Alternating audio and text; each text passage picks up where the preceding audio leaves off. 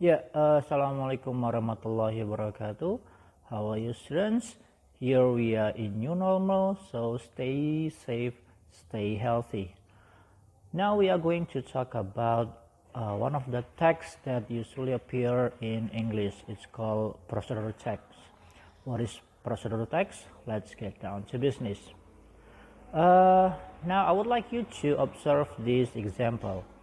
I know you have seen the video about how to do push-up correctly, and if you see the video, these are the text that is appear in that video. So we have the title here is how to do push-up correctly, and this the video has 4 steps.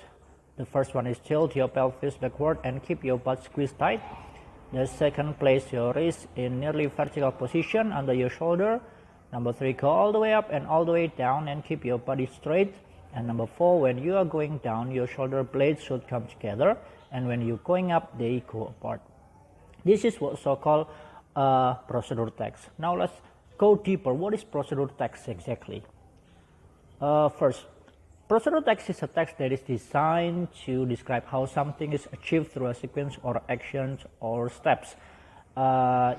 Kalau tadi judulnya adalah how to do push up, maka the text is designed untuk bertujuan supaya kalian bisa melakukan push up secara baik.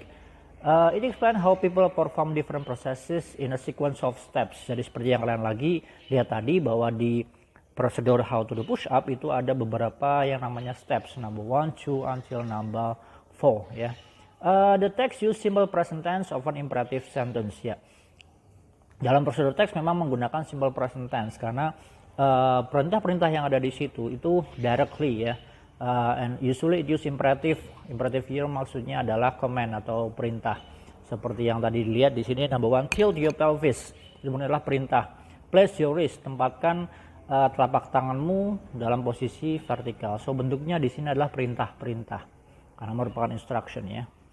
So what is social function of procedural text? Actually, the social function tadi juga sudah dijelaskan bahwa it is to accomplish a task through a set of instruction. Jadi kuncinya di sini adalah instruction. Bentuk dari procedural text itu ada macam-macam. The first one is manuals. What is manuals? Jadi kalau kalian beli kipas angin atau beli TV, biasanya disertai dengan buku atau lembaran yang berupa instruksi. That was so called manuals, because manuals is actually user's guide, dan biasanya bentuknya technical ya, jadi yang berhubungan dengan teknik. And number 2 is tips. Tips means advice. Ya kita tahu bahwa yang namanya tips berarti saran ya. So usually tips is instruction which make your work or your process is better or easier. That's tips ya. Kalau misalnya mungkin how to make your face more glowing. Nah, jadi membuat muka lebih glowing gitu kan, menjadi sesuatu yang lebih baik ya. Itulah yang namanya tips.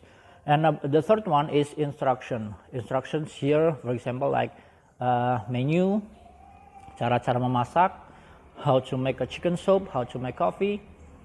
That is instruction. What about the generic structure of the procedural text? We have 3 generic structures. The first one is goal atau tujuan. Nah, biasanya goals ini bisa kita lihat di bagian title ya. Tadi titlenya adalah how to do push ups. Maka goalnya adalah menggunakan bagaimana cara push up dengan baik. The second one is materials. This is not required. Ini enggak hal yang wajib ya. Biasanya materials ini hanya muncul di instruction memasak misalnya, karena ada bahan-bahan di situ. Sementara kalau how to do push ups nggak ada materials di situ, karena memang nggak wajib.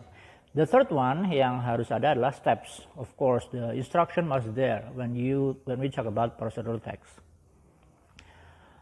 Nah, tadi saya bilang bahwa inti dari procedural text itu adalah the steps, the instruction. Nah, bentuk instructionnya adalah di sini yang namanya imperative or command.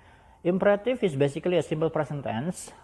Biasanya karena punya perintah, berarti yang diperintah adalah orang kedua ya. So subjeknya sebenarnya di sini adalah you.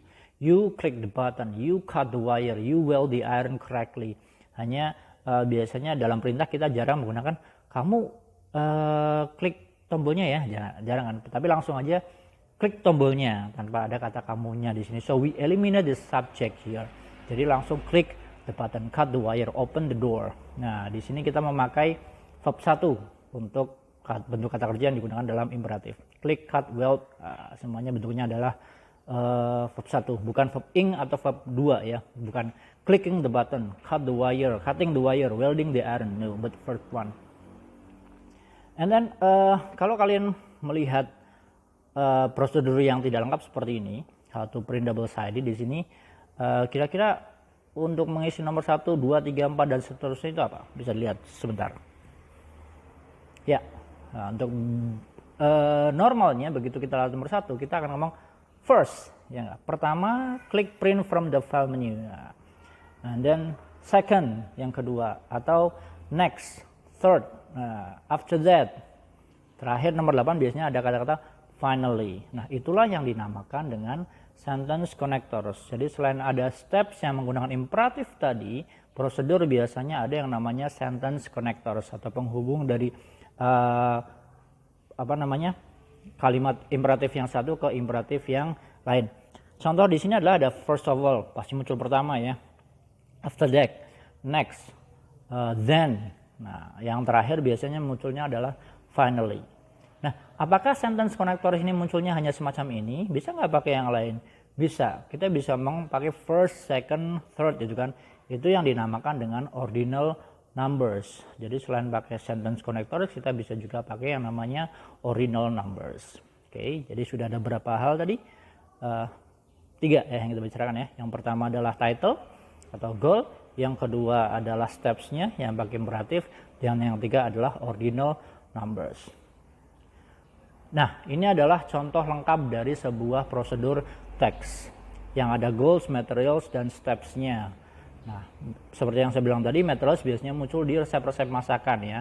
Di sini goals-nya adalah how to make omelet. Jadi bagaimana cara membuat omelet. Karena masakan pasti ada materials, bahan-bahannya, atau dalam kata lain ingredients ya. Nah, steps-nya ada di method 1, 2, 3.